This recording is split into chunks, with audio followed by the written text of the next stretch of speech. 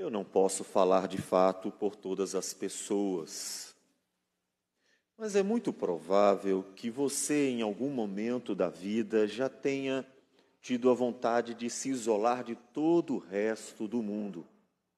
E um dos fatores tenha sido ver as dificuldades das relações. O mundo, ele mostra que o pecado trouxe consequências mesmo, consequências práticas.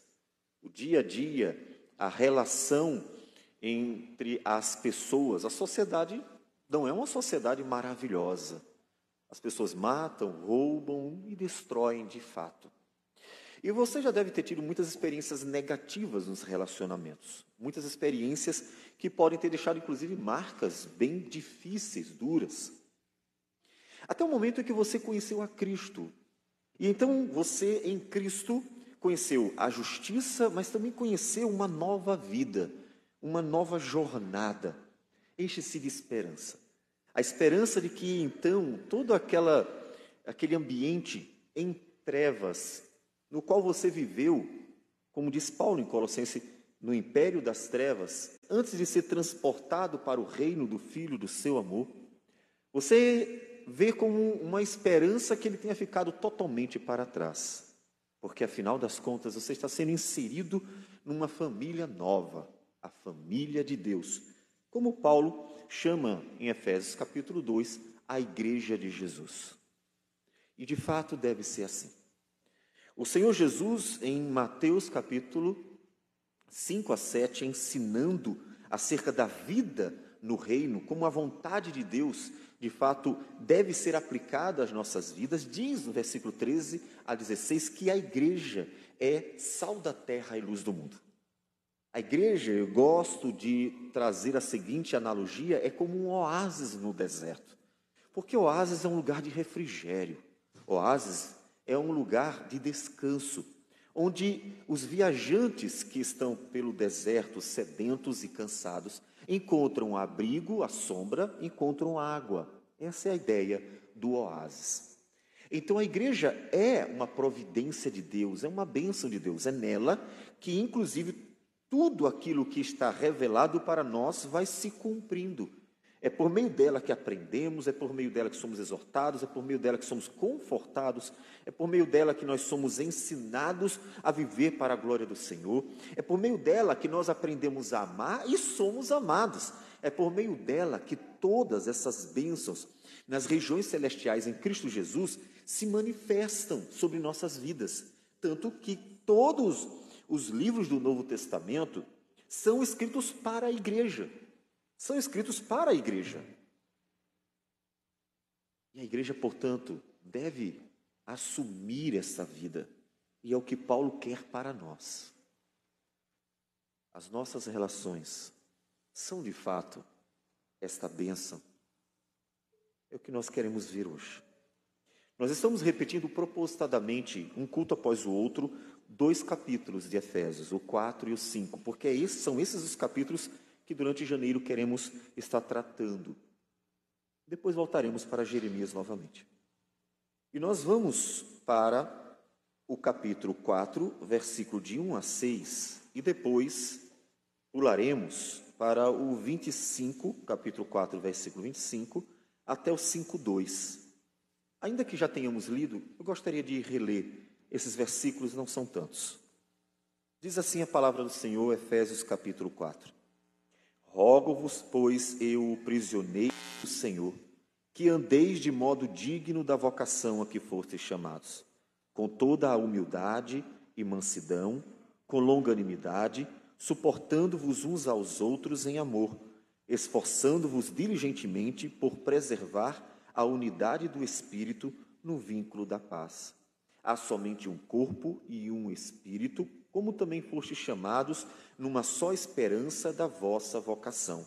Há um só Senhor, uma só fé, um só batismo, um só Deus e Pai de todos, o qual é sobre todos, age por meio de todos e está em todos. Versículo 25. Por isso, deixando a mentira, fale cada um a verdade com seu próximo, porque somos membros uns dos outros. Irai-vos e não pequeis, não se ponha o sol sobre a vossa ira, nem deis lugar ao diabo. Aquele que furtava, não furte mais, antes trabalhe fazendo com as próprias mãos o que é bom, para que tenha com que acudir ao necessitado.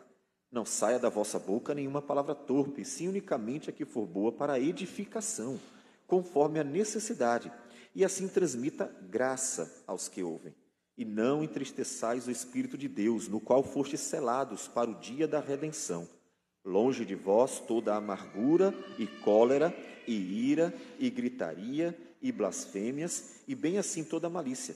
Antes sede uns para com os outros benignos, compassivos, perdoando-vos uns aos outros, como também Deus em Cristo vos perdoou. Sede, pois, imitadores de Deus, como filhos amados, e andai em amor, como também Cristo nos amou e se entregou a si mesmo por nós, como oferta e sacrifício a Deus em aroma suave. Senhor Deus amado, obrigado. Obrigado por tudo, Senhor, porque o Senhor é bom e as tuas misericórdias duram para sempre. Que o Senhor fale conosco, que a tua palavra entre nos corações, não apenas nos ouvidos. Que a tua palavra, pelo poder do teu Espírito, transforme vidas, não apenas, Senhor Deus, seja pronunciada, para que, ó Deus, nos alegremos em sermos edificados e assim transformados de glória em glória à imagem de Cristo Jesus pelo teu Santo Espírito. Receba a nossa oração e nos abençoe em nome de Jesus. Amém, Senhor. Amém. Nós fizemos a introdução a esses 2 capítulos no domingo passado e vimos como em Efésios há uma sequência, de fato, em que Paulo está nos ensinando o plano de Deus, a ação de Deus e agora o que Ele quer de nós. É uma sequência bem clara na carta. E nós queremos focar no que Ele quer de nós, porque inclusive já sabemos muito bem, e inclusive também domingo passado nós vimos isso, aquilo que Deus já fez por nós. O Senhor Jesus já morreu na cruz do Calvário por nós. A justiça já nos foi dada. O Espírito já está operando poderosamente, graciosamente, continuamente na vida da igreja, santificando-a durante os séculos. Portanto, o que Deus quer de nós é que nós agora vivamos esta nova vida. E essa nova vida, se vocês observarem, na verdade, em todas as cartas, não apenas em Efésios, ela não diz respeito apenas ao indivíduo, mas diz ao corpo.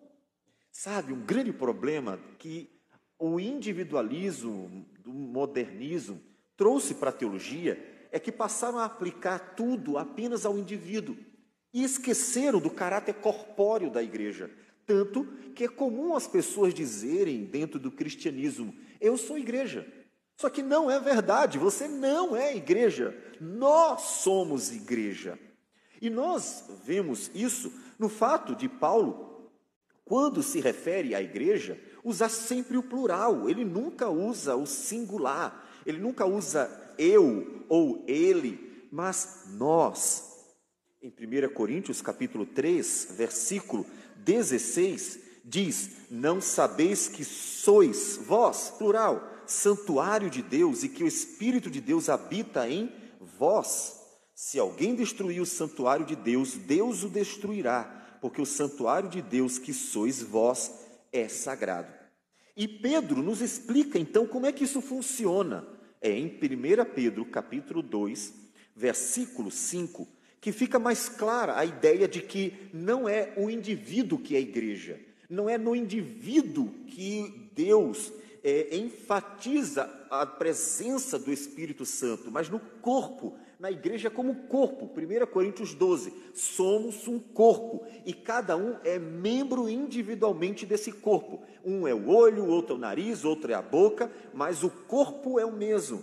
E 1 Pedro usa uma outra figura muito clara, muito esclarecedora, que nos ajuda bastante a entender o fato de nós sermos parte de uma igreja, onde o Espírito habita na igreja e não apenas no indivíduo. Quando ele diz o seguinte, 1 Pedro 2,5, também vós mesmos como pedras que vivem, sois edificados casa espiritual para ser de sacerdócio santo, a fim de oferecer de sacrifícios espirituais agradáveis a Deus por intermédio de Jesus Cristo. Percebem? Vocês são pedras que vivem. Cada um de vocês é uma pedra. Pense no prédio aqui. Cada um de vocês é um bloco, cada um de vocês é um tijolo, cada um de vocês é uma pedra. E juntos, ele diz, sois edificados casa de Deus, sois edificados casa espiritual. Ou seja, se você tirar um bloco deste prédio, este bloco não é igreja, este bloco não é prédio, ele é bloco. Mas se você juntar todos esses blocos, você vai formar um prédio. Você vai formar aqui essa igreja, pensando no prédio. E assim somos nós, individualmente somos blocos, somos membros do corpo, mas juntos somos o corpo, juntos somos a igreja do Senhor. Portanto, Paulo, quando diz assim, andeis de modo digno da vocação a que fostes chamados, ele não está focando apenas o indivíduo, ainda que o papel dele é fundamental. Mas ele está dizendo, vocês precisam viver como igreja. O foco dele é esse. O foco de Paulo é, vocês precisam viver como igreja. Você sabe viver como igreja? As pessoas que saíram do mundo, foram transportadas do império das trevas para o reino do Filho do amor de Deus, no qual a igreja está fazendo parte, é inserida. O reino do Senhor é muito maior que a igreja, mas a igreja é parte desse reino e é aquela que leva ao reino, aquela que manifesta o reino. Você está mostrando para essas pessoas a beleza da vida como igreja? Ou as pessoas que lá fora viam mentiras, engano, maldade, orgulho, vaidade e todo tipo de pecado que traz marcas negativas para as relações, que faz com que as pessoas sintam esse mundo como um peso grande, porque nem sequer sabem se podem confiar no outro, porque às vezes, como disse Davi, aquele que comia comigo está tentando me matar, aquele que comia comigo está me enganando, está tentando me destruir. O mundo se torna cansativo. E essas pessoas que, pela graça de Deus, são atraídas à igreja, devem ver nela algo completamente diferente. Devem ver a realidade do reino, a beleza do reino, a bênção do amor de Deus se manifestando na vida de pecadores que foram atraídos por Ele mesmo para essa nova vida. Portanto, andar de modo digno aqui é vocês ajam como igreja. Vocês são sal da terra e luz do mundo. Ajam como tal. Para de picuinha, para de problema, para de confusão, para de mentira, para de engano, para de maldade. Para com isso. Ajam como igreja. O foco é esse. E nós vemos o foco no coletivo exatamente nesses primeiros versículos de Efésios capítulo 4. Com toda humildade, mansidão, longanimidade, suportando-vos uns aos outros, e veja que tudo diz respeito a uma relação. E é interessante que ele tenha começado com toda a humildade. Meus amados, a humildade é fundamental dentro de qualquer relação. Se não houver humildade, como nos relacionaremos, tendo em vista que ainda somos pecadores? A Escritura fala várias vezes sobre a questão do orgulho, algo que a gente desde o princípio tem combatido veementemente, por ser um problema grande, muito grande. Vamos ver alguns textos para que os irmãos vejam como Deus odeia o orgulho de tal modo. Provérbios capítulo 3, versículo 34, diz assim: certamente ele escarnece dos escarnecedores, mas dá graça aos humildes. Esse versículo é provável que seja uma das bases para o texto de Tiago e de Pedro, que fala que Deus resiste ao soberbo, mas dá graça aos humildes. Porque a palavra escarnecedores é, na verdade, pelo menos na Septuaginta, a palavra soberbos, os orgulhosos. Deus zomba dos orgulhosos, mas dá graça aos humildes. Provérbios ainda, só que capítulo 15, Versículo 25 diz: o Senhor deita por terra a casa dos soberbos, contudo mantém a herança da viúva. Capítulo 16, versículo 19, ele nos diz: melhor é ser humilde de espírito com os humildes do que repartir o despojo com os soberbos. Observe que a ênfase está exatamente nessa comparação. É um paralelismo antinomímico, é uma comparação constante entre o soberbo e o humilde. E Deus sempre reprova a soberba e assim acata, abraça, abençoa a humildade. Isso também se encontra no livro de Salmos, no Antigo Testamento. O Salmo 17, versículo 8, nos diz o seguinte, Salmo de Davi. Salmo 17, versículo 20. Troquei.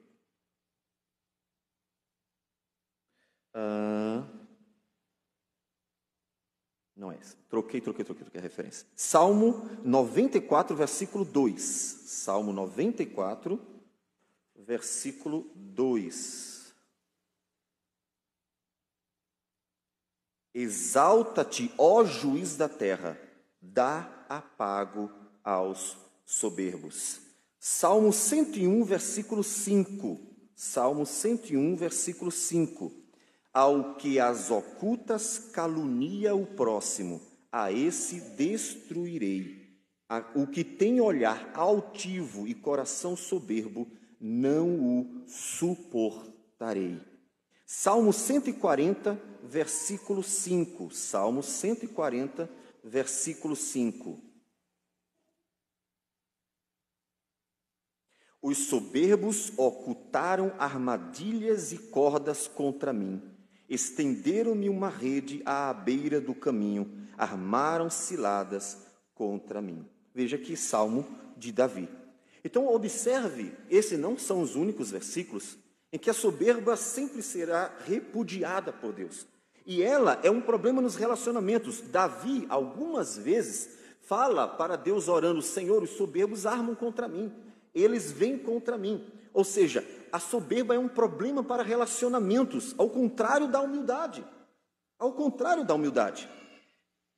Tiago, capítulo 4, como nós citamos, Tiago, capítulo 4, versículo 6, talvez o texto mais conhecido sobre o assunto.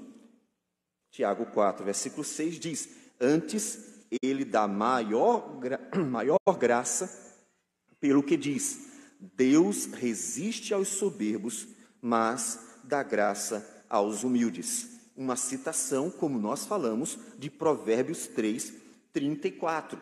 Deus resiste aos soberbos, mas dá graça aos humildes. Também Pedro, como nós mencionamos, fala sobre isso, citando a mesma ideia. 1 Pedro, capítulo 5, versículo também 5. 1 Pedro 5, 5. Rogo igualmente aos jovens, sede submissos aos que são mais velhos, outros sim, no trato de uns com os outros, cingivos todos de humildade, porque Deus resiste aos soberbos, contudo aos humildes concede graça. E observe então que nesse último texto, ele mostra a humildade como um valor, uma virtude necessária para as relações, para o relacionamento. E Paulo começa a sequência de exigências, virtudes que nós devemos ter, conduta que nós devemos ter de acordo com a virtude, com a humildade. Como lidar com alguém que não é humilde? Como lidar com alguém que se acha melhor do que você? Com alguém que acha que não tem nada a receber? Com alguém que simplesmente acha que o mundo gira em torno de si mesmo? Quando nós nos colocamos como centro do mundo, nós, então, fazemos de todos os outros nossos servos. Fazemos de todos os outros alguém que deve estar vivendo em função de nós. E é, portanto, por isso que dentro dos próprios relacionamentos conjugais, às vezes há grandes dificuldades porque alguém está querendo ser melhor do que o outro. Eu não me refiro ao fato de que o homem é o líder, o cabeça, é uma instituição divina, mas ele pode fazer isso humildemente. Não necessariamente, e nem deve ser, com orgulho, com arrogância. Querem viver bem entre si? Querem conviver com todo mundo bem? Seja humilde. Vocês já perceberam como é bom conviver com alguém que é humilde? Que sabe ouvir, que aceita quando erra, que se envolve, serve, tem prazer em estar presente, que se dispõe, que vive, convive, age humildemente. Alguém que sabe quem é um pecador e não é melhor que o outro. Alguém que sabe que na sua relação ele não está acima, não também está abaixo, mas está no mesmo patamar. Somos diferentes, mas diante de Deus somos iguais. A humildade é fundamental nas relações. Por que há grandes problemas nas relações? Uma das razões, falta de humildade. Jesus, em Mateus capítulo 16, versículo 24, disse: Então disse Jesus a seus discípulos: Se alguém quer vir após mim, a si mesmo se negue, tome a sua cruz e siga-me. Veja esse versículo em paralelo com Filipenses, capítulo 2. Filipenses, capítulo 2,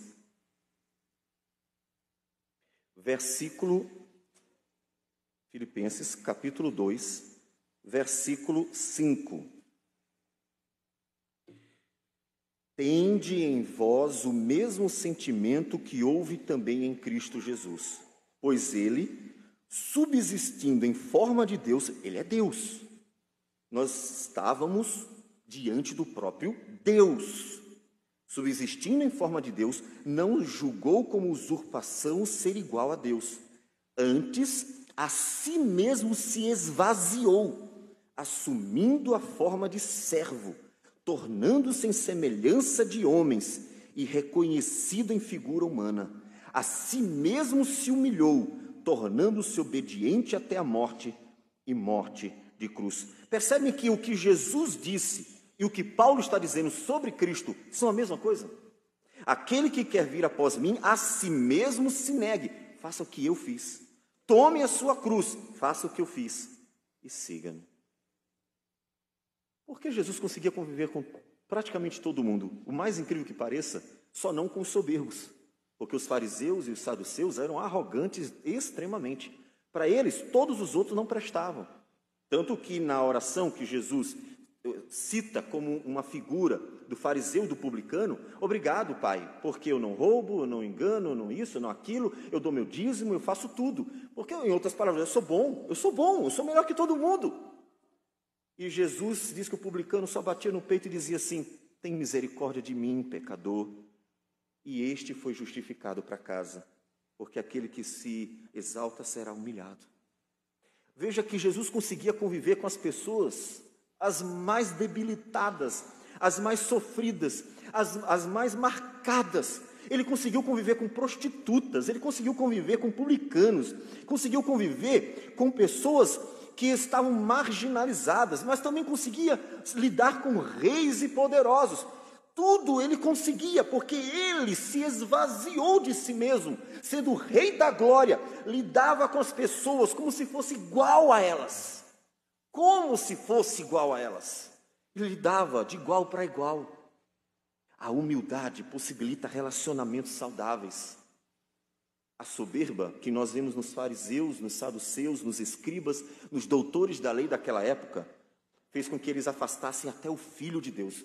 Pensem, a soberba é tão terrível que até Deus foi inferiorizado por eles. Até o Filho de Deus, fazendo aos olhos deles milagres, ensinando com fidelidade, mostrando sinais e maravilhas. Ele multiplicou os pães, curou os doentes, ele fez coisas extraordinárias. E não bastou. Nenhum dos arrogantes da época fazia o que Jesus fazia. E mesmo assim, lidaram com Jesus, humilhando. Depois, mais à frente, antes de sua crucificação, cuspiram, bateram nele, ofenderam, como se fosse melhor do que ele. Deus resiste aos soberbos, mas dá graça aos humildes. E a soberba impossibilita relacionamentos. Primeira coisa que Paulo diz: sejam humildes. Se vocês querem viver bem, se vocês querem se relacionar bem, sejam humildes. Não tem outro jeito. Se você não for humilde, não dá para se relacionar com você. Nem eu, nem ninguém. Pode vir qualquer pessoa. Se Jesus aparecer aqui, ele não vai conseguir lidar com você. Porque ele vai tentar e você vai ser a dificuldade. Você é o problema, porque você é melhor que ele. Você é melhor que todo mundo. O soberbo olha de cima para baixo sempre. O soberbo se acha melhor que todo mundo sempre. O soberbo, ele não consegue se esvaziar.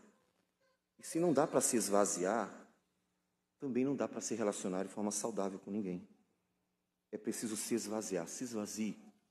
Quer ter boas relações? Se esvazie. Se esvazie de si mesmo. Pare de olhar para si mesmo e comece a olhar para Cristo. Lembre que o próprio Cristo se esvaziou. Comece a lidar com as pessoas como Cristo tratou as pessoas. Se esvazie. Se esvazie. O foco não é você. Você não é o centro do mundo. Você não é coisa nenhuma. Muitas vezes até fico pensando, meu Deus, soberbos são como um cocô dizendo para outro cocô, sou melhor que você. Não é nada, cara. É um lixo dizendo para outro lixo, porque somos todos pecadores. É uma coisa tão ridícula e tão absurda que a pessoa não consegue ver que é um miserável falando para outro miserável. Porque são todos pecadores. Deus olha para todos os homens e diz assim, são todos pecadores, não há quem não peque. São todos. E um deles diz assim, não, mas eu sou um cocô melhor que os outros. É ridículo. Não seja soberbo. Seja humilde. Porque é a humildade a porta para nós nos relacionarmos de forma saudável. Para aprendermos. Porque o humilde aprende até com a criança. O soberbo não aprende nem mesmo com o próprio Deus. Porque ele acha que já sabe de tudo. Seja humilde. Seja humilde. Mas ele diz mais coisas. Humildade e mansidão, com longanimidade, suportando-vos uns aos outros. Veja um paralelo. Gálatas, capítulo 5, versículo 22 e 23. O fruto do Espírito. O que é o fruto do Espírito? Alguém nasceu de novo. Deus tocou no seu coração. Aquele vale de ossos secos do profeta Ezequiel, capítulo 37, surge deste vale um exército em que o Espírito de Deus foi enviado para ele. Algo novo aconteceu.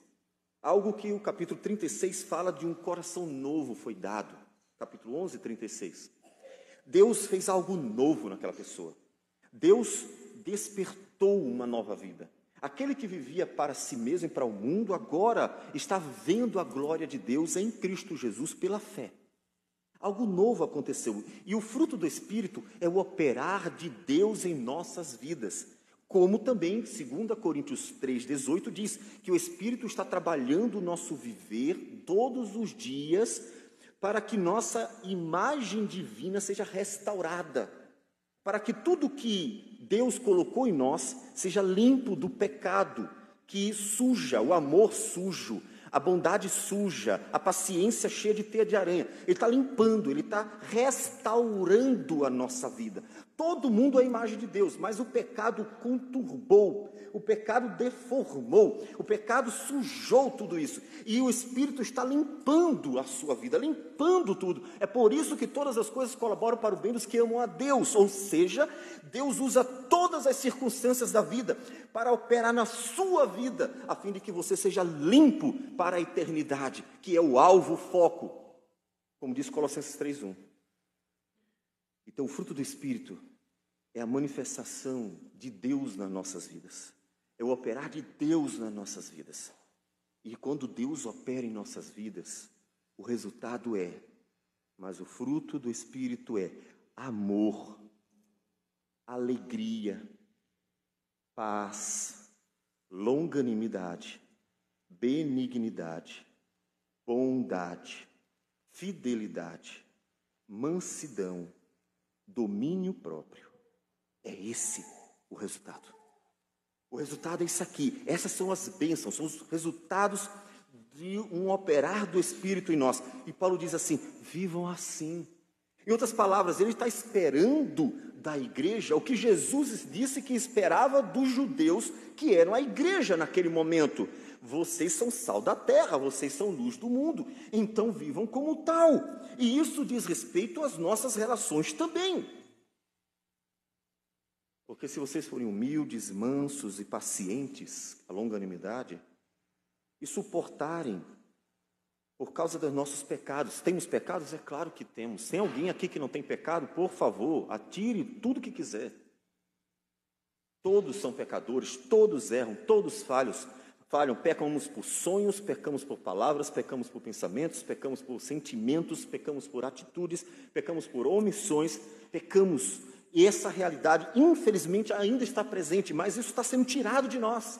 Até que Jesus volte e arranque totalmente, 100% do pecado de nossas vidas, até lá está sendo tirado de nós. Com certeza, um verdadeiro cristão dirá, eu comecei de um jeito e eu estou hoje, depois de tantos anos, muito melhor. Já não cometo os mesmos erros, minha vida tem sido aperfeiçoada. Essa é a jornada da santificação. Então, façam isso nas relações também. Somos todos pecadores.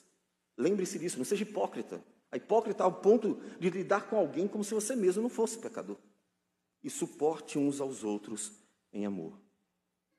Observe que a relação cristã, por mais que ela seja uma bênção de Deus, por causa do amor de Deus no meio da igreja, por causa do novo nascimento que Deus operou em cada um, por causa da palavra de Deus que é proferida para a igreja, por causa da manifestação graciosa de Deus no seio da igreja, mesmo assim exige um esforço. Paulo está dizendo, vocês se esforcem, sejam mais esforçados. Quando vocês querem alguma coisa, vocês não se esforçam. Quando querem dinheiro, atravessam o mundo inteiro. Há pessoas que atravessam o mundo inteiro para correr atrás de dinheiro. Paulo está dizendo, se esforcem para conservar a pureza, a beleza, a unidade das relações eclesiásticas, da vida da igreja. Se esforça. Não seja preguiçoso espiritual. A preguiça espiritual, ou seja, uma vida que não é dedicada, esforçada no que diz respeito ao exercício das coisas espirituais, ou seja, da vida cristã autêntica. Se esforça. Versículo 3. Esforçando-vos diligentemente por preservar a unidade do Espírito no vínculo da paz. O mundo, ao chegar numa verdadeira igreja, ele deve ver duas coisas. Primeiro, ele não deve dizer assim, ser cristão é nunca pecar. Não, ele vai ver que ainda somos pecadores. Ele deve ver a realidade. Ninguém deve fingir. Quando pessoas anunciam por aí que a vida cristã é só vida vitoriosa, elas estão mentindo. E um grande problema é que toda mentira não procede de Deus, mas do diabo. A vida cristã não é vida vitoriosa, ou seja, não é só coisa boa, prosperidade, saúde, riquezas e coisas e bem-estar. Não é, isso é mentira. E o problema dessa mentira é que, em pouco tempo, as pessoas que adentram a vida cristã vão percebendo, mesmo por conversão legítima, que começam a aparecer problemas. E aí ela, mas puxa, não era só vida vitoriosa? Não era só coisa boa? Não é. A vida cristã é cheia de problemas também. Mas uma coisa que eles devem ver é que a vida cristã é sim um oásis num deserto. É sim um deleite, é sim uma bênção. É sim uma esperança que vem se mostrando real na própria vida da igreja. E deve chegar e dizer assim, antes eu não confiava em ninguém. Porque as pessoas mais próximas enganavam, mentiam, se aproveitavam, queriam o meu lugar. Não confiava no trabalho, porque meus colegas de trabalho, que se diziam meus amigos, queriam tomar o meu lugar, minha vaga no trabalho. Não confiava nas pessoas, meus amigos, porque se desse, passavam minha perna. E alguém que não confiava em ninguém, chegar aqui e dizer assim, puxa, são pecadores, mas a graça de Deus está operando de tal maneira que eu me sinto seguro aqui. Eu me sinto seguro. A igreja tem que ser isso. Se não precisasse ser, Paulo não teria escrito nada disso. Nada. Teria deixado os pecadores justificados viverem. Mas ele está ensinando, exortando, corrigindo, porque a igreja tem que ser sal da terra e luz do mundo. Ela tem que viver como tal. E por isso ele está ensinando. por isso. Observe que o oposto disso está em Gálatas capítulo 5, versículo 19. Ora, as obras da carne, ou seja, que não são do Espírito, são conhecidas e são prostituição, impureza, lascívia, idolatria, feitiçarias. Agora observe uma sequência de palavras relacionadas à vida social. Inimizades, porfias, ciúmes, iras, discórdias, dissensões, facções, invejas e até bebedices e glutonarias, porque estavam relacionados ao ambiente também. Veja que todas essas palavras eles são obras da carne. Tudo isso, a inveja, a ciúme, a discórdia, a inimizade, facções, tudo isso ele está dizendo, são obras da carne, não são fruto do Espírito. E Tiago, mais à frente, capítulo 4, versículo 1 diz, de onde procedem guerras e contendas que há entre vós? De onde senão dos prazeres que militam na vossa carne? Não vem de outro lugar, vem do pecado. Por isso Paulo combate, não é para ser assim.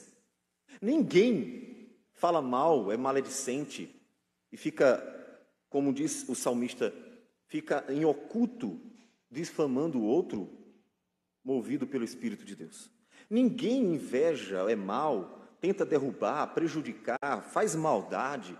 Ninguém faz coisas ruins pelo Espírito de Deus. Nunca. É sempre algo da carne, do pecado, do diabo, do mundo. Por isso Paulo está exortando, irmãos, vocês precisam se esforçar para viver a beleza da vida cristã coletiva. Você não é igreja sozinho, nós somos igreja. Nós somos igreja. Então, se esforça um pouco mais para ser humilde, manso, paciente, suportar os pecados dos outros, as falhas dos outros. Se esforça um pouco mais. Se esforce para se dedicar. E aí, por que nós pulamos para o versículo 25? Porque Paulo detalha. Ele detalha como na prática fazer isso. Deixando a mentira, fale cada um a verdade com o seu próximo, porque somos membros uns dos outros. Veja, ele está sempre colocando a relação. Nós somos parte do mesmo corpo, somos membros de um mesmo corpo. Então para de mentir, cara. Para de mentir. Deixa de ser mentiroso. Deixa de enganar. Deixa de fingir. Deixa de ser hipócrita. Para com isso. Deixa a mentira. Fale a verdade. Um dos problemas que nós já percebemos há um bom tempo dentro da vida cristã é que as pessoas, por causa do politicamente correto e por causa do mimimi dessa geração que não pode se dizer nada, nem para uma criança, é que ela não é capaz de ouvir a verdade. É claro que não com brutalidade, né? Você não vai chegar xingando, ofendendo as pessoas assim, que também não, né? Mas a verdade, que às vezes vai doer, claro, precisa ser dita. Não, meu irmão, queria conversar contigo, olha, aconteceu isso, você fez isso aqui. Fala, mesmo que você fale com amor e carinho, mas fala, tem que falar. O grau de dureza pode aumentar à medida da necessidade. Se a pessoa se mantém dura de coração, você vai aumentando, mas fala. A gente não pode deixar que, em nome de um suposto amor, as relações sejam mentirosas.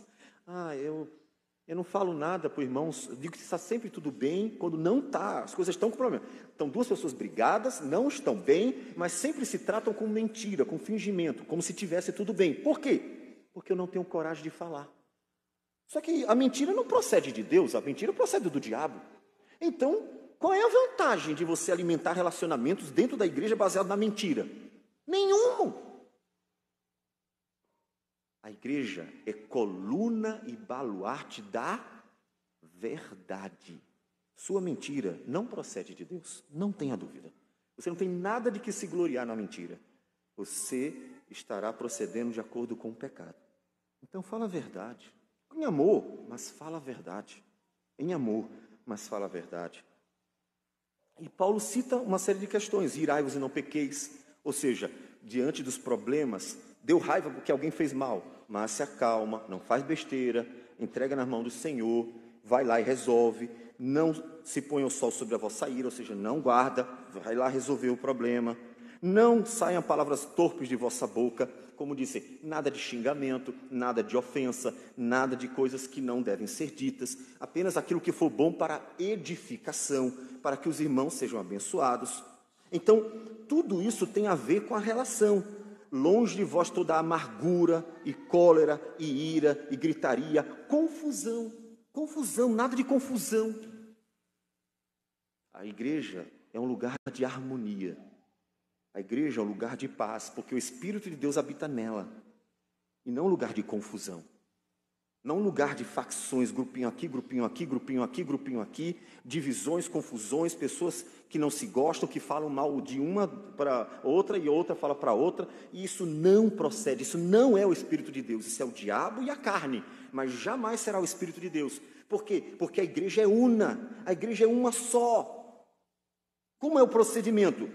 Versículo 32. Sede uns para com os outros benigno. Você não é benigno com os irmãos? Você não está agindo de acordo com o Espírito de Deus. Você não está agindo de acordo com a palavra de Deus. Você não é compassivo, sede compassivos. Se você não é compassivo com o irmão, não está agindo de acordo com a palavra do Senhor. Você está se fazendo juiz de tudo e de todos, você não está procedendo de acordo com o Espírito de Deus. Perdoando-vos uns aos outros, como também Deus em Cristo nos perdoou. Você ainda não perdoou o irmão? O seu irmão fez alguma coisa contra você faz 1 ano, 2 anos, 3 anos, e você não perdoou ainda está cobrando os pecados dos outros, tem um problema seríssimo. Jesus disse, se não perdoardes o seu irmão do íntimo, ou seja, se você não tiver perdoado a tal ponto de você estar em paz realmente, não tem perdão. Veja que a relação é sempre o perdão de Cristo, como também Deus em Cristo vos perdoou. Aí algumas pessoas vão dizer assim, pastor, eu perdoo, mas eu não esqueço. Essa frase é horrível. Eu vou lhe explicar o que significa. Significa, eu, da boca para fora, falo que perdoo, mas eu estou sempre trazendo à lembrança aquilo que aconteceu. Isso não é perdão. É verdade que ninguém esquece, mas a ideia do perdão é o seguinte, eu perdoei de verdade, no meu íntimo, está tudo em paz, eu sei que eu também sou pecador, segue para frente. Aí ele vai dizer assim, mas você esqueceu? Lógico que eu não esqueci, mas eu não fico recorrendo à memória. Eu não fico relembrando. Vou dar um exemplo que acho que todo mundo sabe. É comum a ideia de que quando um casal discute, principalmente a mulher, começa a trazer tudo de volta do que aconteceu no passado. O que é isso? Ela nunca perdoou. E ela está com um problema sério, porque Deus disse que quem não perdoar do íntimo vai ter problemas no futuro. O que é perdoar? É simplesmente não recorrer à memória. Você não vai esquecer, mas ao mesmo tempo você não vai ficar relembrando. Você lembra de coisas ruins que aconteceram na sua vida? Mas foram resolvidas? Foram. Você fica o tempo todo lembrando elas de propósito, recorrendo, passando na cara dos outros? Não. É essa a ideia do perdão do íntimo. Não é ter amnésia, não é isso não, mas é de tal modo ter perdoado que deu, encerrou. Ninguém recorre à memória de uma coisa que realmente está resolvida. Mas alguém que ainda não resolveu no seu coração vai estar sempre recorrendo à memória. Por isso é uma pessoa amargurada, por isso é uma pessoa que está sempre tendo problemas dentro dela. Por quê? Porque ela não perdoou do íntimo. Jesus disse que tem que perdoar do íntimo, tem que perdoar de verdade, tem que ser algo do coração. Caso contrário, meu irmão, o problema seu não vai ser falta de memória ou presença grande demais dela. O problema é que você quer estar lembrando as coisas. Então, perdoe de verdade. E perdoe como Deus nos perdoou em Cristo. Deus esqueceu? Deus esqueceu o que você já fez? Alguém aqui acha que Deus esqueceu tudo que nós já fizemos de errado? Alguém acha que Deus simplesmente teve amnésia? Pum, acabou. O que foi que eles fizeram? Não sei mais. É claro que não. Mas Deus perdoou de verdade. Deus não chega para nós e fica assim, de novo. Mas eu lembro que você, na data tal, no dia tal, de tal forma, fez isso. Ele perdoou de verdade. Encerrou, resolvido. Deus não recorre à memória para relembrar o que foi feito de errado. Se ele perdoou de verdade. Isso significa perdão. Perdão do íntimo é não recorrer à memória, porque foi resolvido. Eu não tenho amnésia, mas eu não quero nem saber o que aconteceu, tanto faz. Aquilo realmente foi resolvido. É isso que é perdoar. E para que então nós vivamos essa vida cristã autêntica, observe, tem que imitar a Deus. O modelo, Paulo diz, é Deus. Sede, pois, imitadores de Deus como filhos amados. Tudo o que ele falou, ele disse, vocês encontrarão em Deus. Na pessoa de Cristo, mais especificamente, porque ele viveu entre nós. E ele perdoou, inclusive, como devemos perdoar. Você quer saber como viver a vida cristã? Lembra de Jesus, que conviveu com pecadores terríveis como nós, que conviveu com pessoas terríveis, que viveu com pessoas de todo tipo e soube lidar com elas, a tal ponto de morrer, inclusive, por elas. Por que devemos fazer isso? Aí eu volto para o versículo 4. Paulo diz, objetivamente, por quê? Versículo 4 de Efésios 4. Há somente um corpo. Você não vai formar a sua igreja, não. Nem se preocupe. Aquelas pessoas que saem de igreja e formam outra igreja, hoje o denominacionalismo, esse movimento que eu sinceramente não concordo, não gosto e acho terrível. O movimento denominacional está destruindo o cristianismo. O cristianismo é muito mais algo da carne hoje, as denominações, do que algo que é promovido pelo próprio Deus. As denominações são uma expressão de cada um. Cada um que faz do seu jeito, cada um que quer do seu jeito, e as denominações são isso. Bíblia, pouquíssimo, e vontade do homem em grande medida. Há um só corpo. Ninguém vai formar outro corpo. Ninguém vai formar outra igreja. A igreja é uma só. E está no mundo inteiro. Quem morreu e quem está vivo, a igreja pensando como um todo, a igreja invisível, mas a igreja pensando no visível, no momento, está no mundo todo. É uma igreja, não tem duas igrejas. Só tem uma. Só tem uma igreja. Então, se só tem uma igreja e você não tem como fugir delas, que você é cristão de verdade, você tem que estar no meio da igreja de Jesus. Se você é cristão de verdade, você tem que fazer parte da igreja de Jesus. Só tem uma, ele não tem duas igrejas. Ele nem sequer tem uma no Antigo e uma no Novo. Ele tem uma única igreja, que vai de Adão e Eva até o último homem. É uma igreja. Você não tem como fugir. Então aprenda a viver. Na eternidade, não tenha dúvida, todos sem pecado, vamos viver todos juntos. Ninguém vai ficar, não gosto de conviver com aquele grupo. Só há uma igreja, um corpo. E o Espírito que opera é único também. Há somente um corpo e um Espírito. Só há um corpo e um Espírito. 1 Coríntios capítulo 10, versículo 16 e 17, Paulo diz: porventura, o cálice da bênção que abençoamos não é a comunhão do sangue de Cristo? O pão que partimos não é a comunhão do corpo de Cristo? Porque nós, embora muitos, somos muitos, inclusive não só estamos aqui, estamos pelo mundo. Embora muitos, somos unicamente um pão, um só corpo, porque todos participamos do único pão. Não há duas igrejas. E não há dois espíritos agindo nela. Há um espírito agindo nela, o Espírito de Deus. Não há duas vocações, como também foste chamados numa só esperança da vossa vocação. A esperança da vida eterna é uma só. O chamado de Deus à vida eterna, à comunhão com Cristo, a fazer parte da igreja do Senhor, membros do corpo de Cristo, é um só chamado, uma só vocação. Tudo é um. Não tem como separar nem criar outro. Então, por que iríamos viver como se fôssemos múltiplos? Somos um só. Há um só Senhor, uma só fé, um só batismo, um só Deus e Pai de todos. Então, como uma família, que ele mencionou em Efésios 2,19, assim não sois estrangeiros e peregrinos, mas concidadãos dos santos e sois da família de Deus. Tem um mesmo Pai. Essa família tem o mesmo Pai. Significa que ele vai corrigir todo mundo do jeito que ele quiser, cada um do jeito que ele quiser fazer, da forma como ele sabe fazer, e todo mundo está diante dele. É um só Deus e Pai de todos, o qual é sobre todos, age por meio de todos e está em todos. Então viva como parte da igreja. Pare de viver como se você fosse igreja. Você não é igreja, você está se iludindo. Você é parte dela. Você é membro dela. Você é parte do corpo. E como um corpo, os membros têm que colaborar com a vida do todo. Tem que colaborar com a vida do todo, do conjunto. Então, com toda a humildade, seja uma bênção para a igreja. Seja uma bênção para a igreja.